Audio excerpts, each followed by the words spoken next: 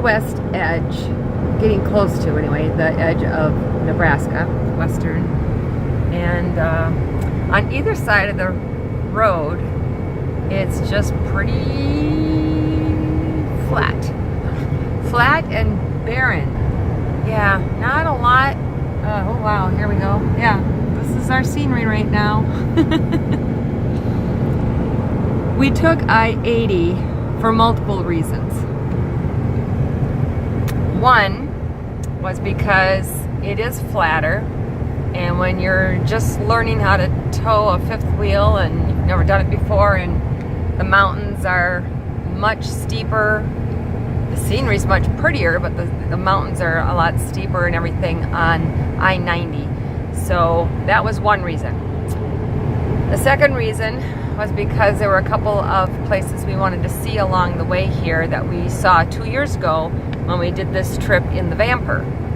And one of them is the Great Salt Lake Flats.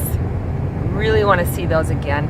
We're headed to, I think we're going to try to get to Cheyenne, Wyoming by this evening. So we'll see. We are continuing west towards, I think, Sidney, Nebraska, or we just passed it. And we're on the Purple Heart Trail. Did not know that. And it's at a little wayside. Thanking our troops for their service.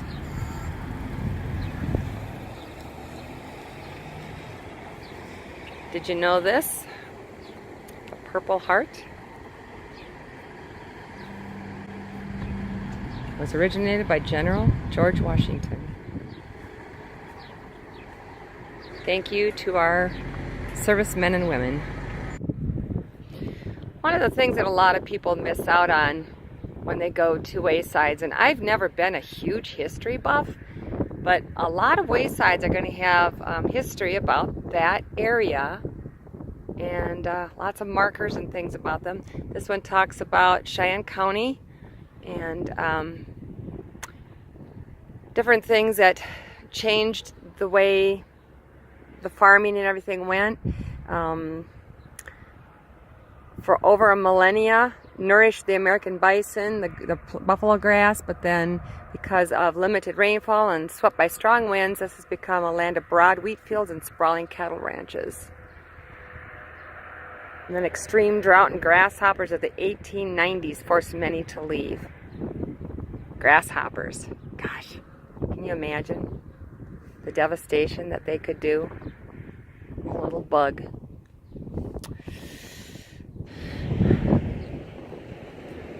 This is a really nice wayside. This is where the marker that we were by was up there. A little playground. Places to walk. Good chance to stretch out. Places you can, little picnic tables, sheltered picnic tables. We appreciate our waysides.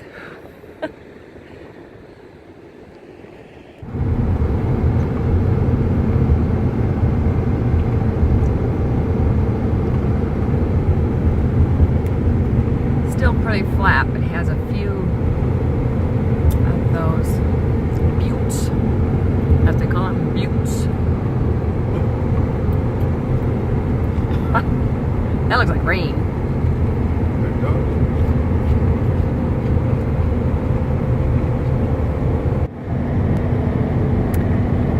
I don't know. There's just something about the West and the wide open spaces. You may think this is boring scenery, but I'm feeling myself breathing a lot easier. Well, shoot. We've been looking forward to this, and because of road construction, the signs, it was kind of not very well marked, and we missed it. 2 years ago, when we made this trip with our dog Trixie in the Vamper, we stopped at a rest area by Pine Bluffs, Wyoming. We are just, it's right over the border, and there was this neat trail that was just like this really nice hilly little trail, and it had sage everywhere, And at the end of the trail was a little Archaeological. there we go, archaeological dig area. And they had it was a building, and you went inside, and it didn't cost anything, and you could see all kinds of artifacts that they had dug up in this particular area, and you could see some things that they were in the process of still digging. Most of it was stuff like that was probably left by the pioneers when they were traveling out west, and like kettles and bottles and tools and things like that. We were going to show that to you. Now you'll just have to use your imagination or come this way and pay very close attention when if you're coming out during the road construction. But it's right around where they have the Pine Bluffs, Wyoming signs, exits. But it was a wayside, it was a rest area that we were looking for, and the sign was really little, and we passed it. So I'm really bummed, because I wanted to show that to you. And that's where I usually get my sage for the first time. I pick some sage, and it's kind of a tradition every time we go out west. Started it when Katie and David and Gary and I went out west 5 years ago. And every trip that we do, we always stop in the first place that we find sage, and we pick it and we put it in the vents of the car so that you can be smelling the sage. So we'll just have to keep going until we find sage. I was really looking forward to that. Oh well, onward we go.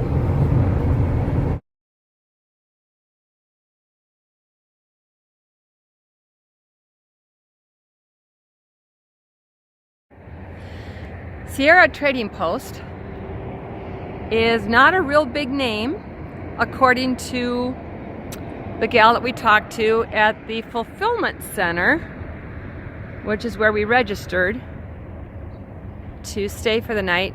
Very accommodating. We said, can we stay here? She said, sure. She took our license plate number, and people do it all the time. So that was pretty cool. So this is the store, and this is the only fulfillment center in the nation, but they're going to be expanding to, she said they think they were putting one in Houston, Texas. Yeah, and she said they have a 100% satisfaction guarantee.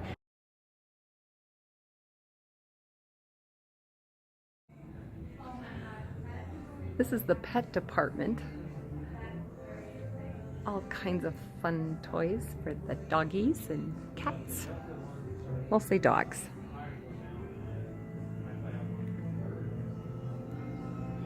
Oh, wouldn't Belle love this?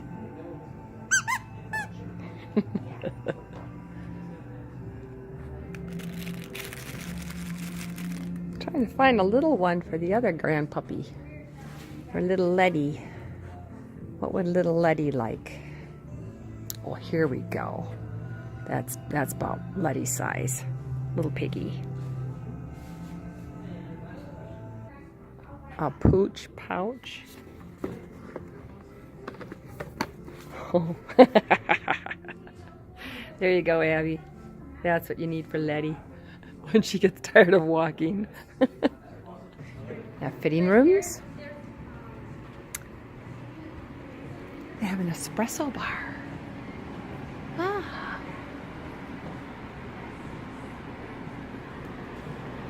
Organic, non-GMO teas. Exercise stuff. Helmets, bike helmets. Rope for rock climbing. What you looking at? A hammock. Oh, yeah, that'd be nice. Let's see what's upstairs.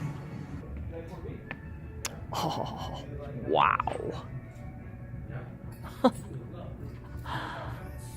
Oh my gosh. Stuff for the kids.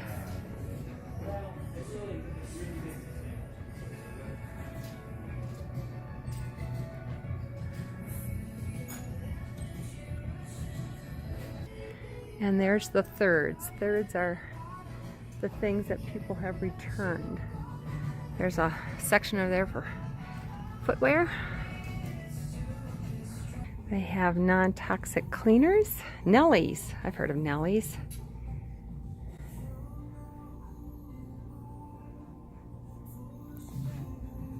Cookware. And cowboy hats. Here's an example of one of the prices. Manufactured price, suggested retail price is $55. It's a Chaps, and their price is $12.99. Oh, wow. And you can order stuff, like I said, online. Tiva. Compared 85, $39.99.